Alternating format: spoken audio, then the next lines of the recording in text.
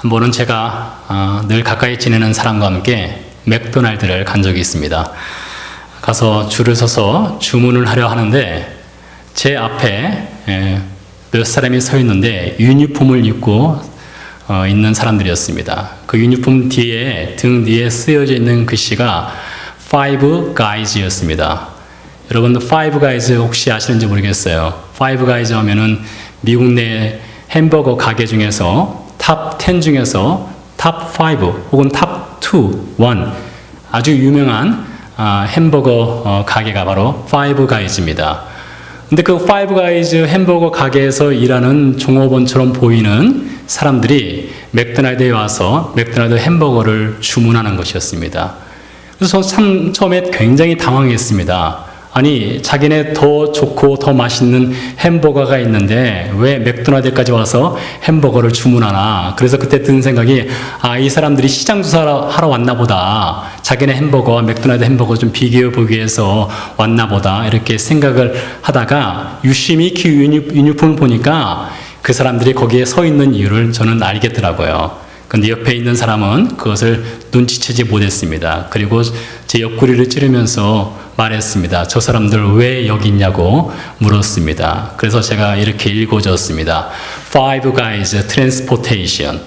뭔지 아십니까? 공항 택시 기사들입니다. 여러분, Five Guys라는 택시가 있습니다. 미니밴인데요. 길거리를 지나다 보면 Five Guys Transportation 택시 기사들을 흔히 사실 볼 수가 있습니다. 그냥 위에 써 있는 Five Guys만 보면 햄버거 가게처럼 보이는 것이죠. 여러분, Five Guys 햄버거 혹시 드셔보셨는지 모르겠지만 전 아마 지금까지 3번에서 4번 정도 먹어본 것 같습니다. Five Guys를 가면은 햄버거를 의뢰 찾게 되어 있습니다. 왜요? Five Guys는 햄버거가 맛있기 때문입니다. 전주에 가시면 뭐가 있습니까? 전주 비빔밥이 있습니다. 다른 것은 몰라도 전주하면 전주 비빔밥입니다. 춘천에 가면 뭐가 있습니까? 춘천 닭갈비가 있습니다. 네, 잘 아시는군요. 네. 특정 음식점에서 잘하는 것들이 있습니다. 여러분, 교회는 주 메뉴가 무엇일까요?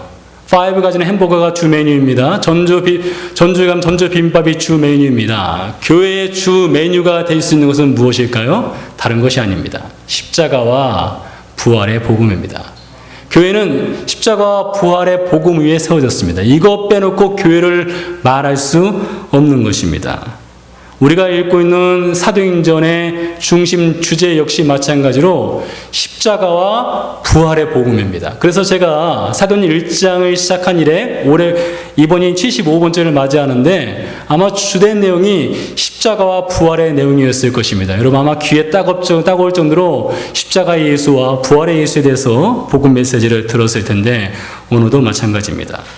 오늘 본문 역시 바울이 나사렛 예수 그리스도의 십자가와 부활의 복음을 전한다는 이유 하나만으로 지금 재판에 회부되어서 지금 고난을 받고 있는 것이 오늘 본문의 내용입니다.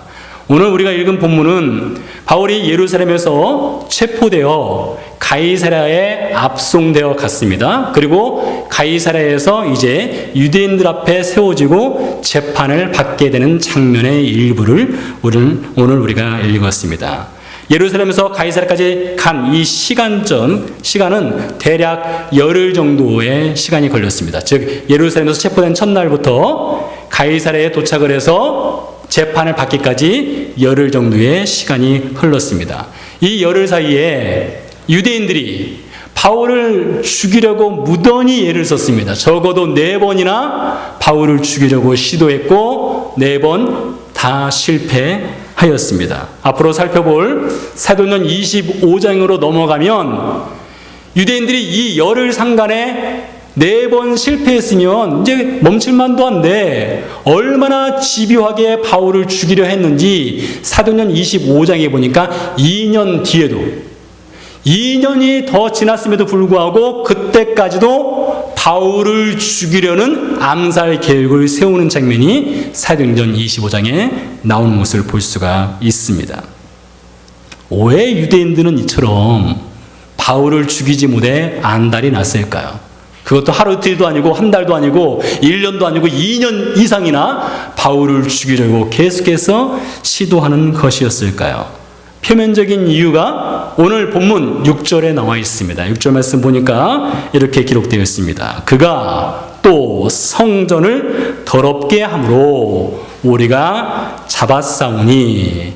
그러니까 유대인들이 바울을 죽이려고 했던 표면적인 이유는 바울이 성전을 더럽게 했다는 것입니다. 도대체 어떻게 더럽게 했느냐? 사도행전 21장에서 우리가 이미 읽고 숙고해 본 본문입니다.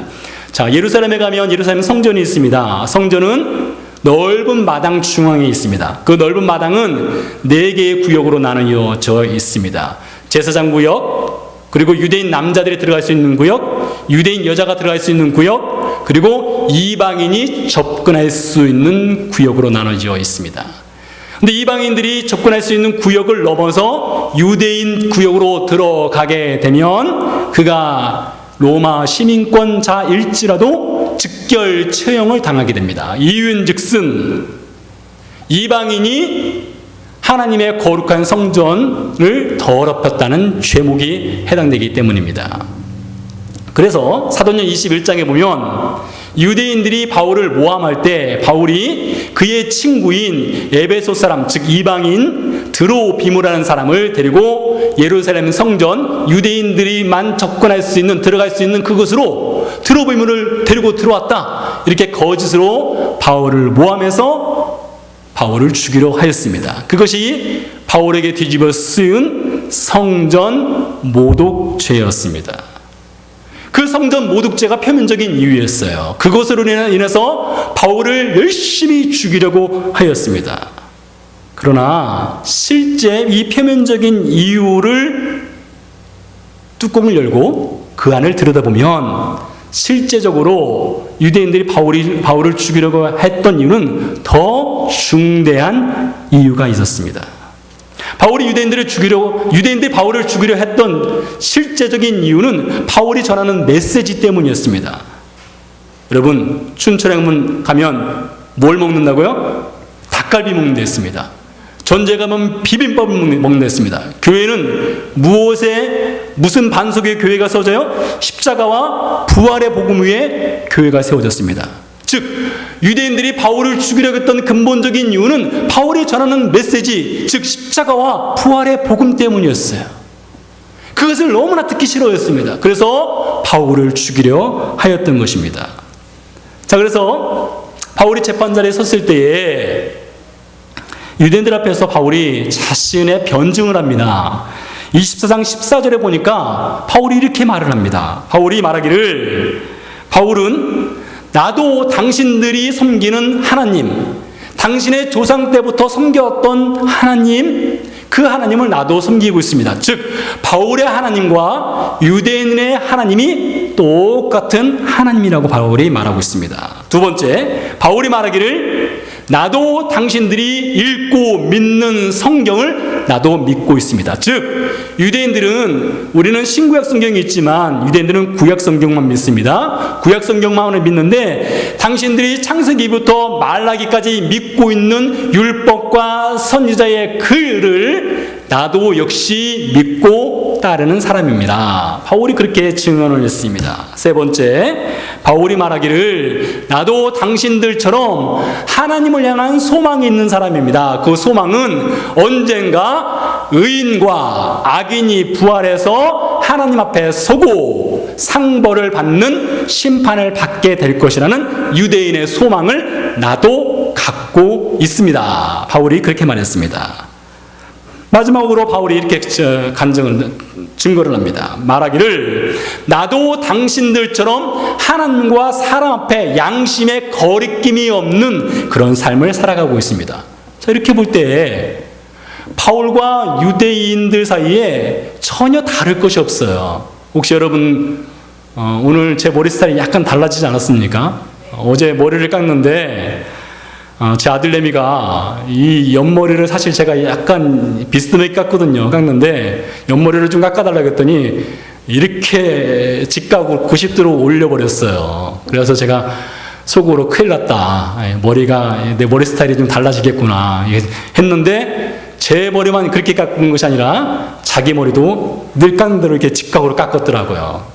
아침에 같이 이렇게 양치질을 하는데 제 아내가 그래요. 똑같이 생겼네. 똑같이 생겼어. 예? 그런 얘기를 하더라고요. 그러니까 제가 제 아들하고 똑같이 생긴 것처럼 이 바울과 유대인들이 갖고 있는 전통, 문화, 생각, 그들의 살아온 배경 모든 것이 싱크율이 100% 똑같다는 것입니다. 아무런 차이점이 없어요. 아무런 차이점이 없습니다. 그런데 도대체 왜 유대인들은 바울을 그렇게 죽이려고 했을까요? 아무런 차이점이 없지만 바울에게 한 가지가 사실 더 있는 것이 있습니다. 무엇입니까? 십자가와 부활의 복음이 바울에게 있었습니다. 여러분, 오늘날 이스라엘에 가면 많은 선교사들이 활동을 하고 있습니다. 제가 이스라엘에서 사역을 할 때에 약 3,000명 이상의 선교사들이 있었습니다. 그러니까 그 나라의 국민 수와 선교사를 비교해 봤을 때 전 세계에서 가장 많은 선교사들이 있는 나라가 바로 이스라엘이다 할 정도였습니다. 정말로 많은 선교사들이 들어와서 활동을 하였습니다. 선교사들이 유대인들을 만나죠. 저 역시 마찬가지로 유대인들을 만나서 이제 복음을 전한 일들이 있었는데요. 유대인들을 만나서 이런 얘기를 합니다. 유대인들에게 접근할 때에, 복음을 전할 때에, 나도 당신이 믿는 하나님을 믿습니다. 그럼 유대인들이 깜짝 놀라요. 아니, 생긴 것은 자기들하고 전혀 다르게 생겼는데 자기들이 믿는 하나님을 믿는다니까 깜짝 놀라죠. 두 번째로, 나도 당신들이 믿고 있는 구약 성경을 믿습니다. 그럼 더 놀랍니다. 아니, 이방인이 어떻게 우리가 읽고 믿는 이 성경을 읽고 믿느냐, 관심거리가 커집니다. 나도 당신들의 전통을 인정합니다. 더 놀래요. 좋아합니다. 그래서 웰컴하고 악수를 나눕니다. 자, 바울도 마찬가지입니다. 바울도 나도 당신들이 믿는 하나님, 당신들의 성경, 당신들의 율법, 당신들의 전통 다도 똑같이 믿는 사람이에요. 여기까지 말하면 유대인들이 다 환영할 수밖에 없어요. 다 좋아할 수밖에 없습니다. 그러나 여러분, 선교사가 만약에 거기까지 하고 멈추면 선교사가 아니죠. 선교사는 어떤 사람들입니까? 예수 그리스도의 복음을 전하는 사람들이잖아요. 그러니까 선교사들은 나도 당신의 하나님을 믿습니다. 당신의 성경을 믿습니다. 당신의 전통을 인정합니다. 그러나 당신들에게 전할 한 가지가 더 있습니다. 바로 예수 그리스도의 십자가와 부활의 복음입니다. 이것을 전하면 유대인들이 손을 뺍니다. 얼굴이 붉어집니다. 때에 따라서는 돌을 던지려 합니다. 저주를 퍼붓습니다. 지금 바울이 그런 거예요. 바울이 그가 랍비로 살았습니다. 율법 학자였습니다. 그가 온 천하에 흩어진 유대 회당을 돌아다니면서 율법만 전한다면, 구약 성경만 전한다면, 하나님만 전한다면 유대인들이 그를 대환영하였을 것입니다. 그를 받아들였을 것이에요. 그러나 바울이 그들에게 나가서 율법만 전한 것이 아닙니다. 하나님만 전한 것이 아닙니다. 유대 전통만 전한 것이 아닙니다. 그들에게 전한 것은 예수 그리스도의 십자가와 부활의 복음이었습니다. 그래서 유대인들이 그를 미워하고 싫어한 것이었습니다. 오늘 본문 1절에 보니까 대제사장 아나니아가 말을 잘하는 사람 더둘로를 데려왔어요. 여러분, 제가 제일 부러워하는 사람들 중에 한 사람이 어떤 사람이라고요? 말 잘하는 사람입니다. 제가 약간 말을 더듬잖아요. 그러니까 말을 잘하는 사람 얼마나 부러운지 몰라요. 근데 이 더둘로라는 사람이 와서 청산유수로 이 벨릭스 각하의 마음을 사려갑니다. 이 벨릭스라는 사람은 당시 유대 나라 전체를 다스리는 로마에서 파견된 총독이었습니다. 그러니까 벨릭스가 바울을 살릴 수도 있고 죽일 수도 있는 그런 권한이 있는 거예요. 그러니 이 더둘로가 벨릭스의 마음을 잘 사서 바울을 죽게 하고 바울을 처형시키는 판결을 받아내고 싶었던 것이었습니다. 그래서 더둘로가 이렇게 더듬습니다. 더둘로가 바울을 고소하면서 벨릭스에게 이런 얘기를 합니다. 4절 말씀입니다. 우리가 보니 이 사람은 전염병과 같은 자라 천하에 흩어진 유대인을 다 소유하게 하는 자여 나사렛 이단의 우두머리라 했습니다. 그러니까 바울을 이 사람은 전염병과 같은 사람이에요. 문제투성입니다. 트러블 메이커입니다 라고 말했어요. 벨릭스가 그 말을 듣고 있는 겁니다. 여러분, 이 로마에서 파견된 유대 총독인 벨릭스의 관심사는 무엇인가 하면요, 유대 사람들이 그냥 조용히 지내는 것입니다. 아무런 문제를 일으키지 않고 그냥 조용히 지내면 되는 거예요. 그냥 사회 곳곳에서 이런 문제 저런 문제 터지면 벨릭스 머리가 골치가 아프거든요. 그러니까 벨릭스의 관심사는 그냥 조용히 유대인들이 아무런 문제 없이 지내기를 바라는 것이에요. 그런데 그 벨릭스 각하 앞에서 바울은 트러블 메이커입니다. 전염병입니다. 이단의 우두머리입니다. 이렇게 말하니 벨릭스 입장에서 볼 때는 그것이 굉장히 불편할 수밖에 없게 되는 것입니다. 부끄러운 얘기지만 제가 신학교 3학년 때 있었던 일입니다. 설교학 수업을 다 듣고 기말고사 시간이 되었습니다. 시험을 보기 위해서 제가 시험장에 교실에 들어가게 됐는데 약간 늦게 도착해서 제가 뒷자리에 앉게 되었습니다. 이 뒷자리에 앉아서 시험을 보고 있는데 양 좌우편, 그 뒤편에 4학년 선배들이 몇 명이 있었습니다. 4학년 선배들이 앉아서 시험을 보는데 아주 친절하더라고요. 서로에게요. 시험 문제 답안지를 가지고 서로 공유를 잘 하더라고요. 뭐 답이 이러니 저러면 서로 거의 뭐 의논하다시피 시험을 보더라고요. 사실 제가 뭐 정의롭거나 의로운 사람은 아닙니다. 그리고 선배들 앞에서 감히 제가 거기서 뭐 어떻게 할 수 있는 상황도 아닌데 무슨 용기가 났는지 제가 손을 번쩍 들었습니다. 번쩍 들어서 시험 감독을 하시는 교수님께 교수님 시험 감독 똑바로 하십시오 라고 말했습니다. 그리고 선배님들 지금 부끄러운지 아셔야 됩니다. 지금 우리가 하나님 말씀 배우는 신학생인데 어떻게 그렇게 서로 시험 답안을 공유하면 시험을 볼 수 있습니까? 라고 제가 꾸중을 했습니다. 그랬더니 이 선배들이 얼굴이 붉어지면서 너만 잠잠고 있으면, 너만 조용히 있으면 서로에게 좋은데, 서로에게 윈윈하는 것인데 너 왜 일어나서 떠들고 그러느냐, 그런 눈빛으로 저를 째려보는 봤던 그런 기억이 납니다. 지금 벨릭스가 그런 거예요. 그냥 바울만 조용히 있으면 돼요. 바울만 사라지면 됩니다. 바울만 사라지면 만사 오케이입니다. 벨릭스도 편하고 유대인들도 좋고, 이런 상황이 벌어질 수밖에 없는 것이었습니다.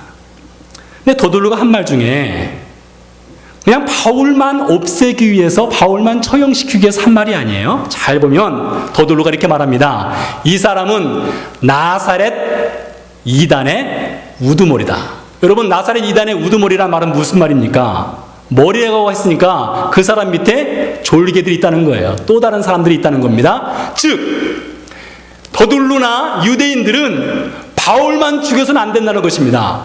바울을 죽이고 나면 뒤따라서 예루살렘 교회의 신자들 역시 십자가와 부활의 복음을 전하는 사람들이니까 그 사람들도 마찬가지로 교회를 박멸해야 되겠다라는 의도를 갖고 이 사람은 나사렛 이단의 우두머리다, 이렇게 이야기한 것이었습니다. 여러분, 지금 더둘로가 서 있는 때로부터 약 25년에서 약 30년 이전에 아주 놀라운 일이 있었습니다. AD 30년경입니다. 갈릴리 나사렛 출신인 목수, 그 이름하여 예수라고 하는 인물이 갈릴리 지역과 예루살렘을 뒤흔들었습니다. 그가 전하는 메시지에 사람들이 감동했습니다. 그가 전하는 하나님 나라의 메시지에 사람들이 회개하고 하나님께로 돌아왔습니다. 그래서 갈릴리 지역과 예루살렘 지역을 그가 돌아다닐 때마다 수많은 사람들이 그의 메시지를 듣고 하나님께로 돌아오는 일이 있었습니다. 유대인들은 그것이 싫었습니다. 그래서 유대인들은 나사렛 예수를 십자가에 못 박아 죽였습니다.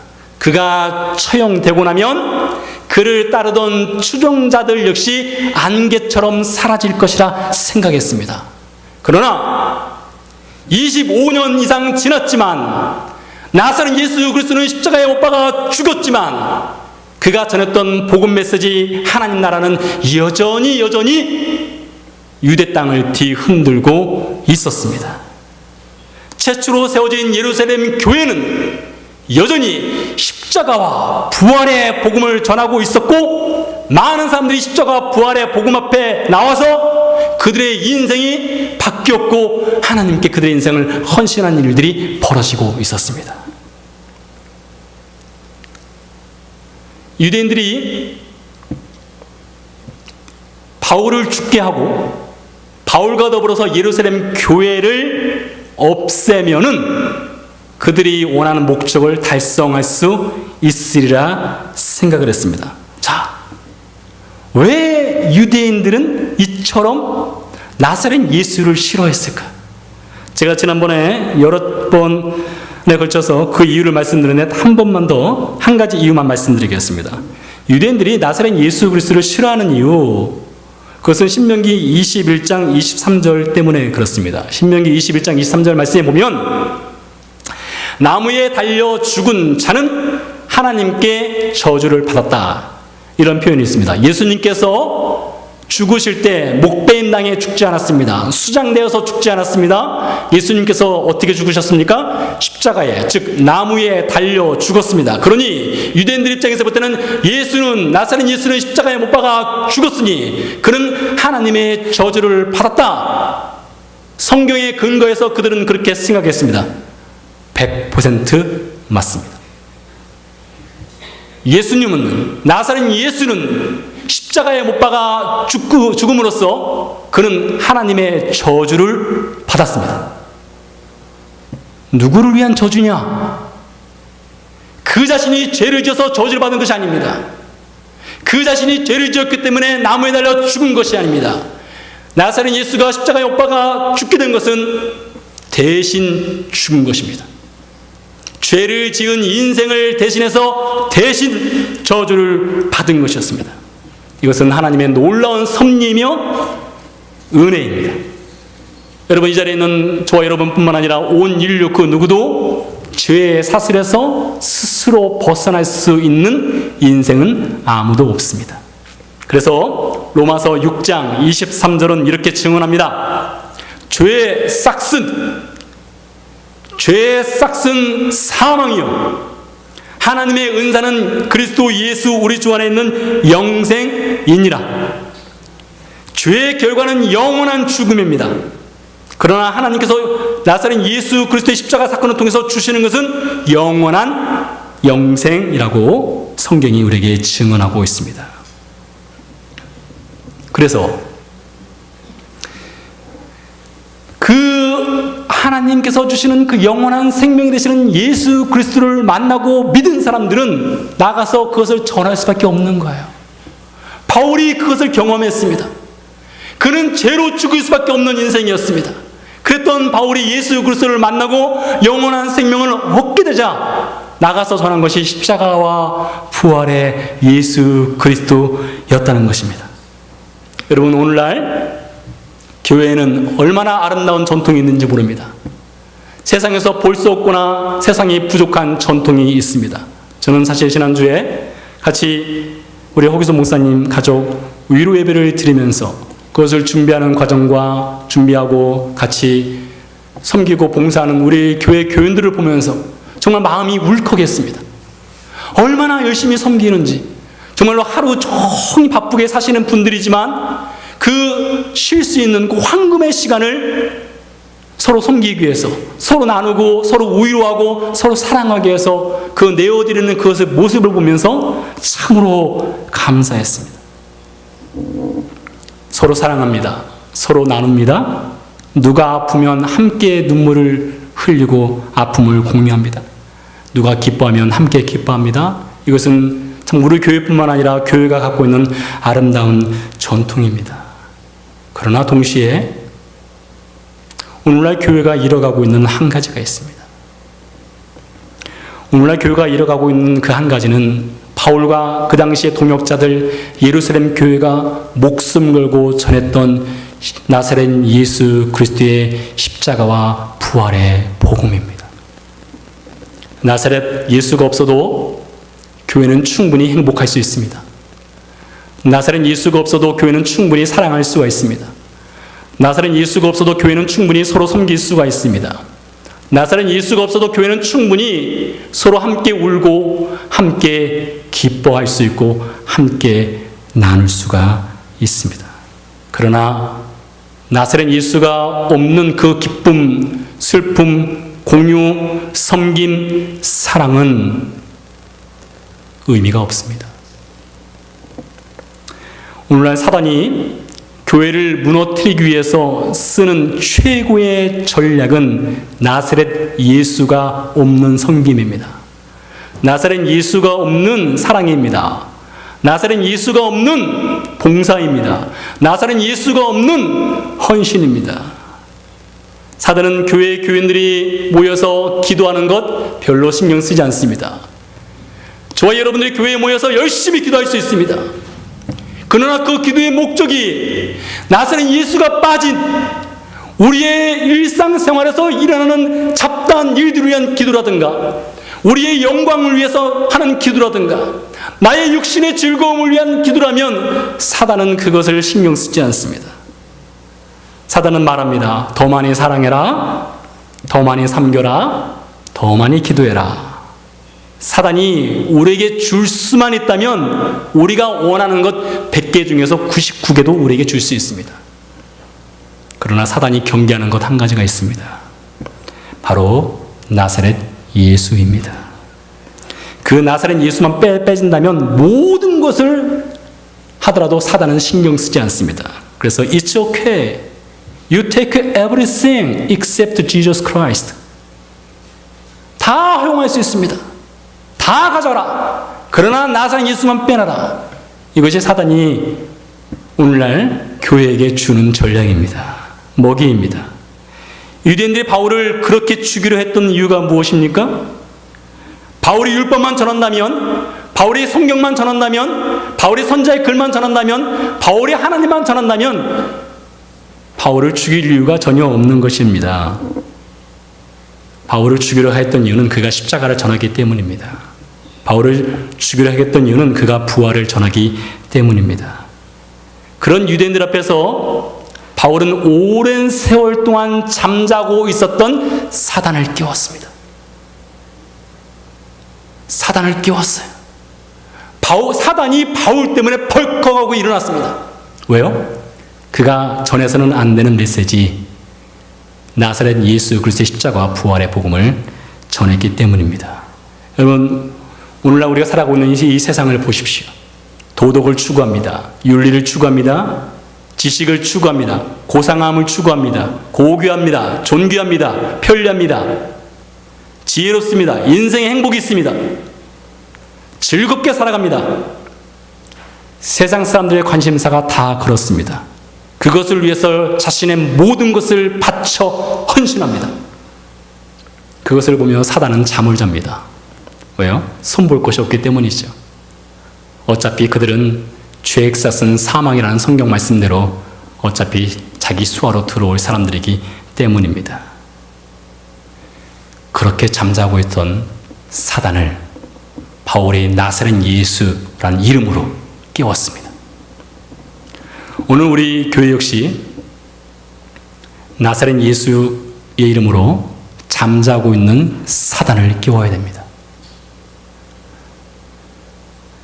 이 시간 우리가 나사렛 예수 그리스도의 이름을 말한다면, 우리가 우리의 삶을 십자가에 복종시키기로 날마다 기도한다면, 우리가 늘 부활의 소망을 갖고 살아가기로 하나님께 늘 작정한다면, 하나님, 제가 바라볼 수 있는 소망, 저에게 유일하게 있는 소망, 그 소망은 하나님 나라입니다. 언젠가 부활의 아침에 주님을 만나는 그 순간입니다 라고 우리가 기도한다면, 하나님, 저에게는 십자가밖에 없습니다. 저는 십자가를 떠나서는 살 수 없습니다. 저는 나사렛 예수를 떠나서는 살 수 없습니다 라고 우리가 날마다 주 앞에 고백한다면, 우리 주변에 있는 잠자는 사단을 깨우는 것입니다. 여러분, 그러나 이것을 기억하십시오. 사단이 잠자다 깨어나는 순간 그는 망하게 되어 있습니다. 사단이 잠자다 깨어나는 순간 그는 멸망할 수밖에 없습니다. 왜요? 우리가 십자가와 부활의 예수 그리스도를 붙잡고 있기 때문입니다. 사단이 잠자다 일어나는 순간, 그가 눈을 뜨는 순간 예수께서 십자가에 죽으심으로 사단의 머리를 완전히 깨트려 버리신 것처럼 우리에게 영원한 승리를 주실 것입니다. 오늘 더들루와 유대인들은 바울 한 사람을 죽게 함으로써 예수 그리스도의 십자가가 더 이상 외쳐지지 않으리라 생각했습니다. 그러나 바울은 예수 그리스도의 손안에 있습니다. 바울에게 있었던 그 십자가와 예수 그리스도의 부활의 복음은 혹 그가 죽는다 할지라도 사라지지 않습니다. 왜요? 예수님이 사단을 이기시고 승리하셨기 때문입니다. 사랑하는 성도 여러분, 우리는 잠자는 사단을 깨워야 됩니다. 매일매일 기도하십시오. 십자가를 붙들겠다고 기도하십시오. 부활의 소망을 두고 갖고 살겠다고 기도하십시오. 기도하시겠습니다.